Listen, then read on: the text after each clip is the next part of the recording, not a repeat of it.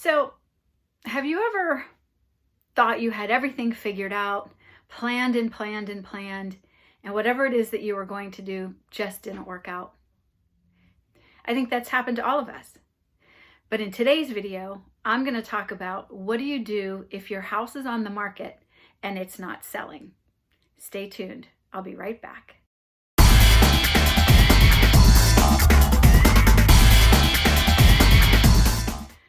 Okay, so you've done all the things that you were supposed to do as a seller. Your house is on the market and it's not selling. This can be an extremely frustrating feeling. So there are a lot of things that might be happening, might be going on. What I want to do is talk today about some of those things, and there are ways to fix some of them. So let's take a look. Now, the first obvious one that everybody always says is it's priced too high. That's not always the case. Probably you can tell if that is the case if you have had a lot of people go through and nobody's made an offer. That's a pretty good indication that it's just priced too high and people think, well, they're not going to accept my offer, but I don't think it's worth X amount of dollars. So that's one thing, and obviously you can lower your price and you can talk to your agent about strategies with that.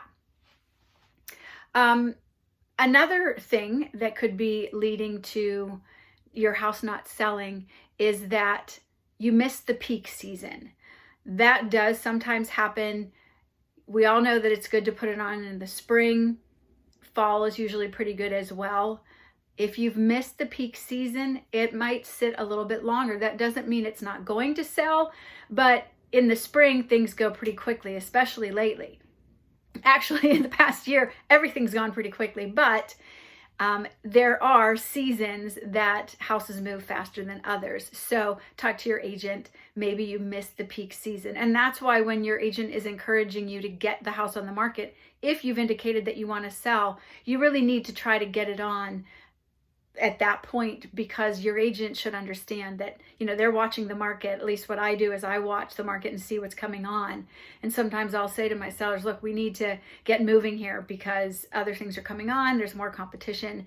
So sometimes that's what occurs. Another thing you can do is you need to listen to the feedback that your agent is getting from the buyer's agents. If it's something obviously that you can't change, like the location of your house, you can't pick it up and move it. If somebody says that a certain room is too big or too small, you're not gonna, do a remodel to change that or to fix that. But if somebody says something like, if you consistently get there's a mold smell, or if you have pets and there's a pet smell, that is something that you can address and you should address.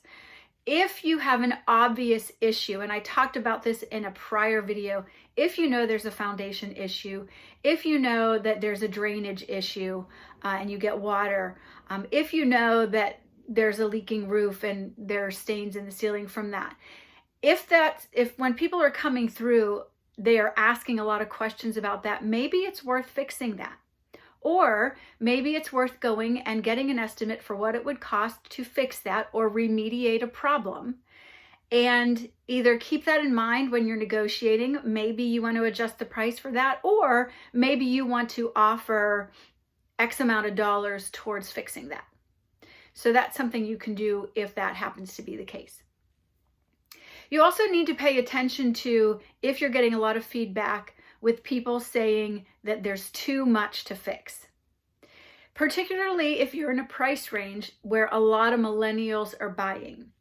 At this point, one of the trends with the millennials is that they don't want to move into a house and have to fix a lot of things because they're either too busy or they don't know how to do it and they don't want to spend all that money to do it.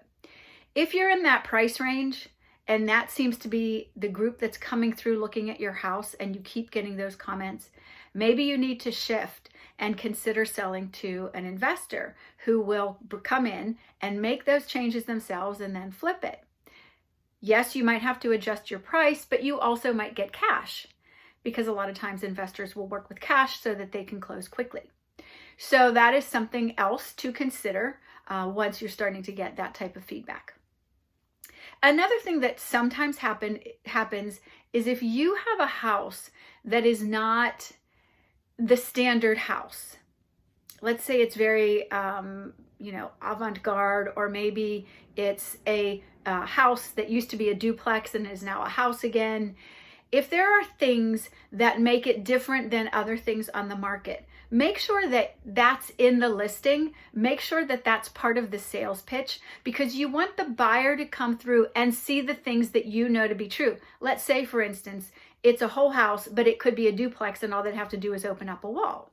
Maybe somebody comes through and decides that's what they want to do, but they would not have thought about that if they didn't know that that was a pretty easy thing to do by perhaps just removing a wall and opening up a staircase that was closed off.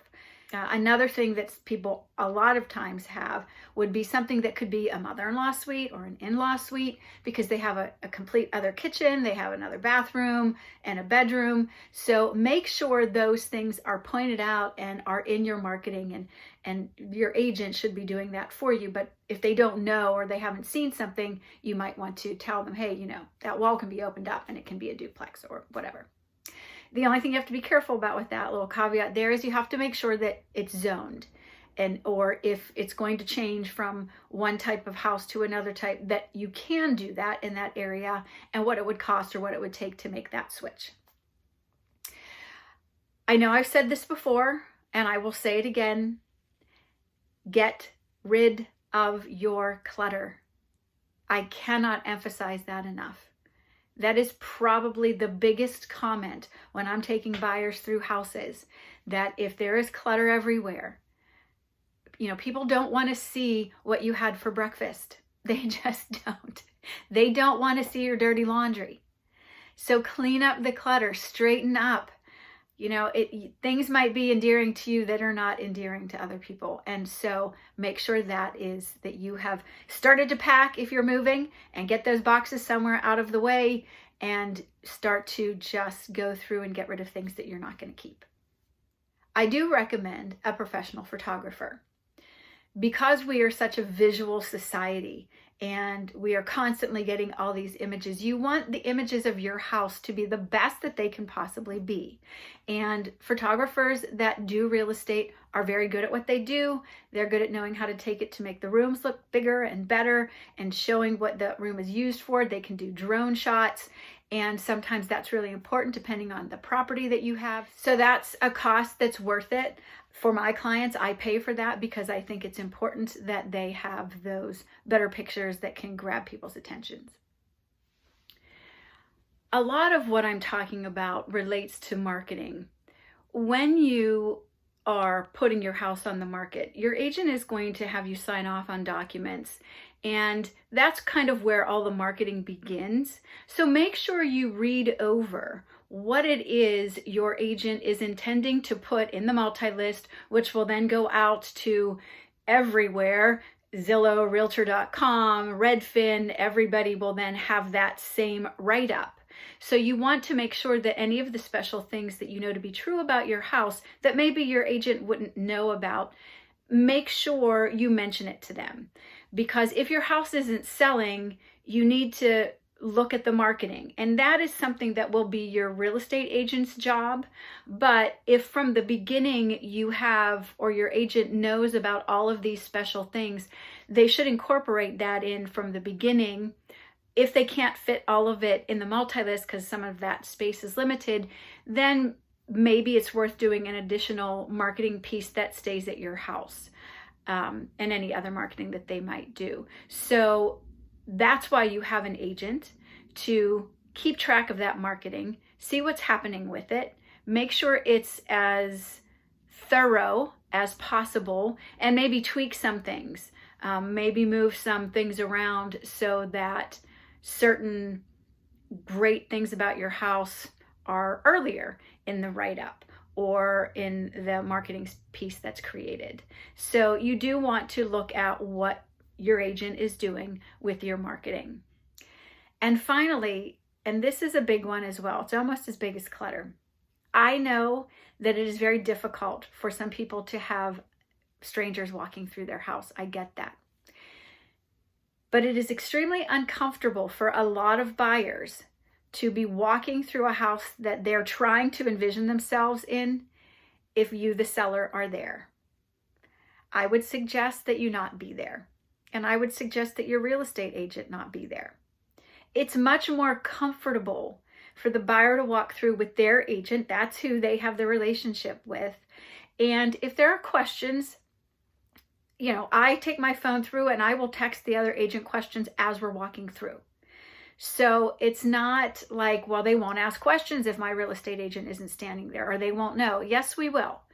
Because the agent, if I'm walking through with my buyers, I will point things out. If they ask me questions, I put them in my notes. I ask the other agent questions. It's just a much more comfortable position to be in, to go through the house with the buyer's agent and the buyers, the potential buyers. I will tell you that 9 times out of 10, when I've taken buyers through and the agent is there or the sellers are there, we rush through the house. And generally they don't make an offer because they don't feel that they have gotten to see everything that they wanted to see, to talk freely about their thoughts about this home that they're considering making theirs. And so I feel that it's just a better situation for the seller and the seller's agent not to be there. Those are some of the suggestions that I have to hopefully move your house along faster. If you have questions, absolutely email me, SharonRosa@kw.com. Make sure you subscribe at the bottom, wherever the button is. Someday I'll learn where that button is. And I hope you have a wonderful week, and I will see you next Friday. Thanks.